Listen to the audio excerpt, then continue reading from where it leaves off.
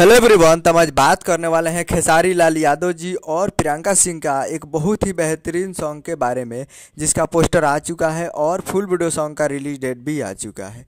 और इस गाने को लिखे हैं छोटू यादव जी और इसमें म्यूजिक दिए हैं अभिषेक गुप्ता जी और इसे गाए हैं खेसारी लाल यादव जी और प्रियंका सिंह जी, जो कि आपको स्क्रीन के ऊपर दिखाई दे रहा है। जिस सॉन्ग का टाइटल रखा गया है लहर उठे, जिसका टाइटल है लहर उठे। और वीडियो में है खेसारी लाल यादव जी और रक्षा गुप्ता जी, फिट में है रक्षा गुप्ता जी। और ये रिलीज़ किया जा रहा है खेसारी लाल यादव जी के सालगिरह पे, खेसारी लाल यादव जी के सालगिरह पे रिलीज़ किया जा रहा है, मैरिज एनिवर्सरी पे। और खेसारी लाल यादव जी के सालगिरह है 12 तारीख को, यानी फुल वीडियो सॉन्ग को रिलीज़ किया जाएगा 12 जून 2023 को सुबह 6:15 AM पे फुल वीडियो सॉन्ग को रिलीज़ किया जाएगा।